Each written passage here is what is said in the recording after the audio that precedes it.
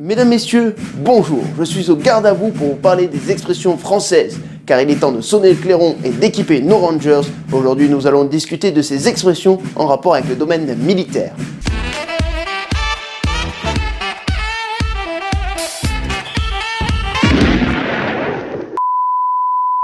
C'est pas parce que nous parlons de militaire qu'il n'y a pas un brin d'amour derrière tout ça. Et nous allons voir ça de suite avec la première expression du jour. Avoir le cœur qui bat la chamade. Cette expression signifie tout simplement avoir le cœur qui s'emballe au contact des charmes d'une personne. Ce mot nous vient directement du piémontais chiamada qui signifie l'appel ou la clameur. Ce mot vient lui-même d'un roulement de tambour ou de trompette qui était utilisé sur les champs de bataille afin de signifier une défaite que l'on se rendait ou tout simplement une trêve afin de ramasser les morts. Une bien funeste origine pour une si jolie expression aujourd'hui. Alors que les trompettes sonnaient la mort, elles sonnent aujourd'hui l'amour. Voilà l'éclatante revanche de la vie, éternelle championne à travers le temps. What the fuck?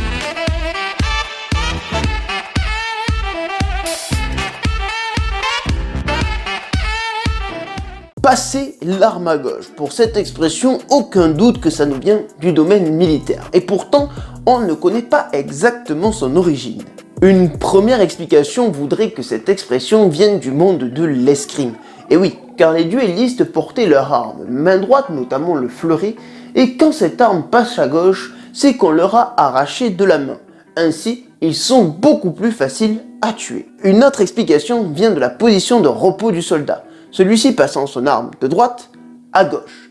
Ainsi, il est beaucoup plus vulnérable, car pas prêt à tirer. Et de la position de repos au repos éternel, il n'y a qu'un pas. Une autre explication viendrait des soldats napoléoniens. Ceux-ci, une fois qu'ils avaient tiré avec leurs fusils, étaient obligés de les poser au sol à gauche pour arracher une cartouche et re-remplir leur arme de poudre. Ainsi, dans cette position, ils étaient vulnérables face au feu de l'ennemi. D'autres explications à cette expression existent et c'est vrai que cela reste assez flou. Dans tous les cas, passer son arme à gauche, c'est mauvais signe.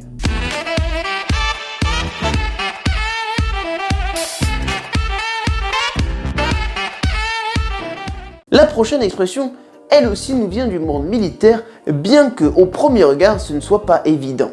Celle-ci signifie sans prévenir d'un coup. Il s'agit de but en blanc.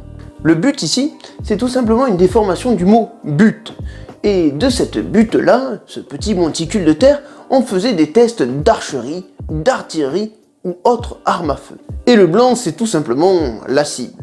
Ainsi, quand on va de but en blanc, c'est que l'on tire depuis la butte vers la cible. Ce tir de courte distance était considéré comme rapide en opposition au tir longue distance qui demandait de longues minutes de préparation. Ainsi, cette expression est devenue synonyme de rapidité. Allez, sans plus attendre, on passe à la prochaine expression dans le collimateur.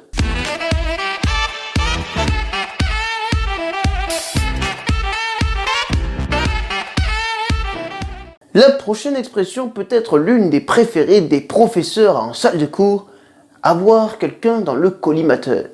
Oh mais wesh, je la connais de ouf cette expression, tu sais. Non mais parce que moi quand j'étais en cours, genre les profs ils me disaient à chaque fois ça, hein.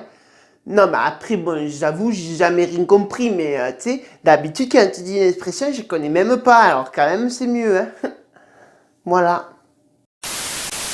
Être dans le collimateur, c'est être surveillé de près par une personne qui envisage une action contre vous. Eh bien, cette expression, c'est assez facile, elle vient d'un dispositif de visée que l'on mettait sur les armes à feu, notamment sur les fusils. Du coup, c'est assez facile de comprendre que si l'on est dans le collimateur de quelqu'un, c'est qu'on est visé par une arme et donc probablement la prochaine victime d'un tir. En évoluant, cette expression a pris le sens que l'on connaît aujourd'hui, passant de la cible d'un tir à la cible d'une remontrance. Ah putain, mais c'est ça voulait dire.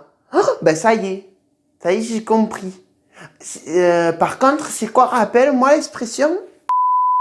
Mesdames, messieurs, encore un épisode sur les expressions françaises qui se termine. J'espère que celui-ci vous aura plu. Si c'est le cas, n'hésitez pas à aller voir les autres épisodes et à mettre un petit pouce bleu sous celui-ci. J'ai d'ailleurs une question pour vous. quelle est votre expression favorite? Je vous laisse l'écrire dans l'espace commentaire. Je vous fais un gros bisou. Ciao, bye bye et au prochain épisode.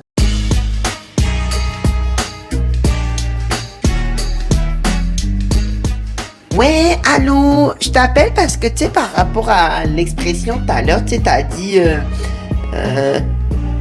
celle que t'as expliquée, tu sais, dans l'épisode là, mais en fait, c'était juste pour te remercier parce que, genre, j'ai tout compris. Parce que, bon, en vrai, si t'avais pas été là, autant te dire, j'étais pas sortie de la berge pour la comprendre. Voilà, je te fais un bisou, salut!